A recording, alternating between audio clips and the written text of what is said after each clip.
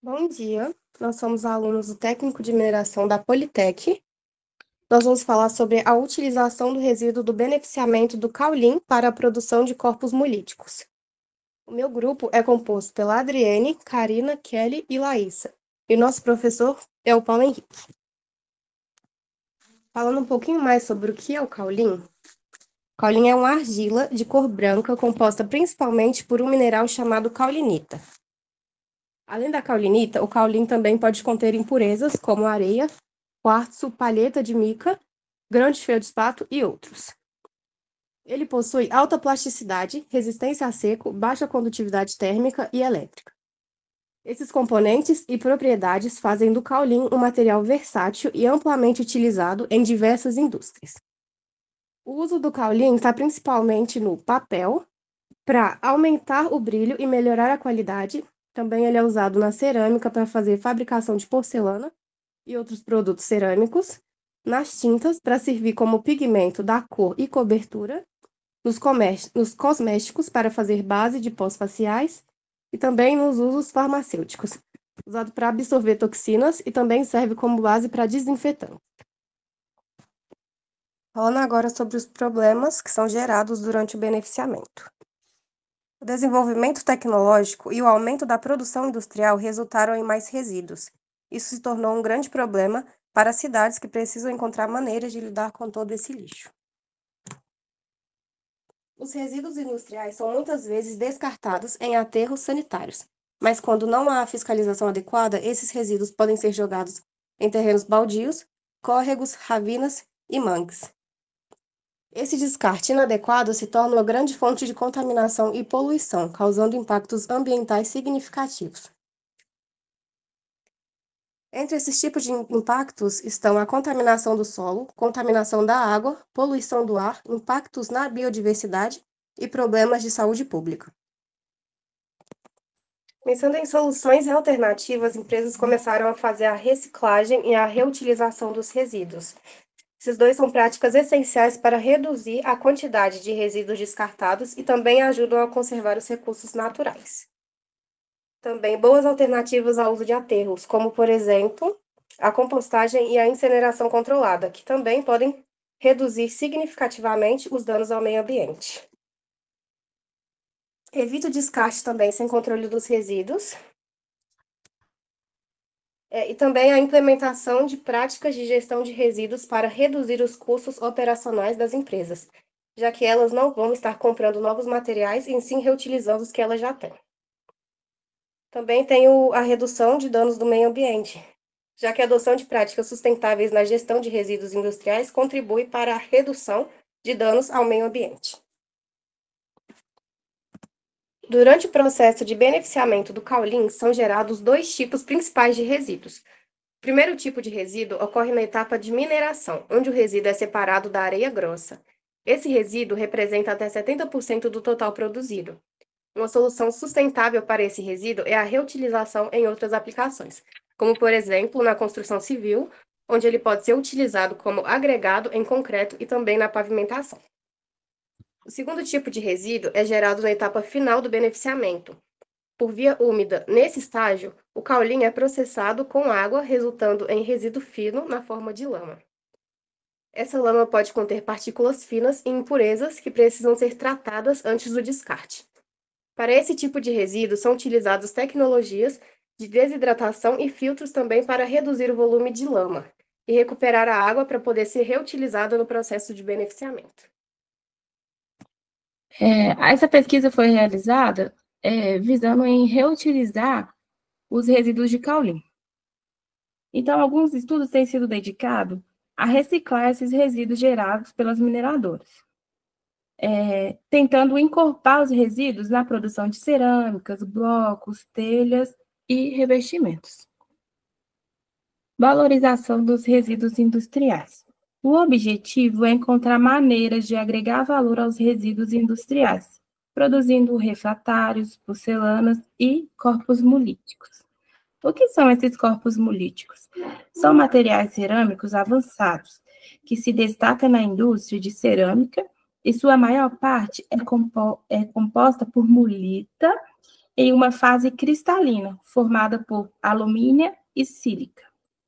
Essas propriedades fazem com que os materiais molíticos tenham um comportamento mecânico superiores aos outros materiais cerâmicos. Para formar os corpos de prova, foram utilizados resíduos do beneficiamento do caulim úmido composto de mica e quartzo e alumínio, que também é conhecido como óxido de alumínio. Os resíduos foi seco a 110 graus. Os resíduos foram moídos, peneirados em uma peneira bem fina. Misturaram esses resíduos com alumínio em um moinho, usando álcool para ajudar a misturar. Foram criados misturas de diferentes proporção de alumínio e sílica. As composições estudadas. De A46 a 50, houve um excesso de sílica. A54, foi feita uma proporção para formar a molita. E na composição A58 a 62, houve um excesso de alumínio. As misturas foram peneiradas e depois prensadas e moldadas, feitos corpos de prova. Esses corpos de prova foram aquecidos em fornos com temperatura de 1.450 graus até 1.600 graus. Após a fusão, analisaram os materiais para ver os cristais que tinham se formado. Mediram propriedades como absorção de água, porosidade, densidade e a resistência à flexão. A resistência à flexão quer dizer dobra ou quebra. Os corpos de prova foram submetidos à fusão com a taxa de aquecimento de 5 graus, com duração de 2 horas, até 1.600 graus. Após a queima, foi possível observar que as composições A46 e A50, elas apresentavam alumina, molita e quartzo. E após a queima de 1.600 graus, apresentavam apenas molita e quartzo, como fases cristalinas. Nas composições A58 e A62, observou-se a presença da alumina, quartzo e molita, mesmo após a queima de 1.600 graus. Comportamento da densidade e retração linear. Observou-se que quando a quantidade de alumina nas composições aumentam, tanto a densidade quanto a retração linear, elas aumentam também. Em paralelo, com o aumento da temperatura, a densidade e a retração linear tendem a diminuir. Modelo de ruptura-flexão. O módulo de ruptura-flexão, ela aumenta com a quantidade de alumina na composição. Essa relação depende da temperatura e da queima. Por exemplo, 1.500 graus, a composição A54 apresentou o maior módulo de ruptura. A 1.600 graus, as composições A58 e A62 apresentaram maiores resistências. Isso porque elas possuem um teor maior da alumina. Esses resultados foram positivos, de modo que atendem a essa tendência, que é a utilização da matéria-prima alternativa, são os corpos molíticos, que é a reciclagem do resíduo industrial, favorecendo o desenvolvimento sustentável. Pode-se concluir que o resíduo de caulim melhorou as propriedades físico-mecânicas, onde reduz a porosidade aparente, a absorção da água, a retração linear de queima, o que significa que a adição do resíduo favorece uma melhor estabilidade dimensional ao compósito. A adição do resíduo do caulim aumentou a tensão de ruptura, a flexão devido ao mecanismo de sinterização assistida por fase líquida. Com base nos resultados, pode concluir que é possível produzir corpos molíticos com mais de 40% de resíduo do caulim. A temperatura dos corpos molíticos produzidos utilizando o resíduo deve ser escolhida de acordo com a composição utilizada. Através da evolução microestrutural, pode-se obter corpos molíticos sem quartzo ou alumínio, através da combinação da matéria-prima. Os corpos com maior teor de alumínio apresentam maior resistência mecânica à flexão, atingindo valores da ordem de 75 MPa. Neste trabalho, explicamos o que é o caolin e falamos um pouco mais sobre as suas propriedades. Discutimos também as diversas aplicações do caolin na indústria, como na fabricação de papel e entre outros materiais. Identificamos os principais problemas ambientais e a geração de resíduos durante o processo de beneficiamento.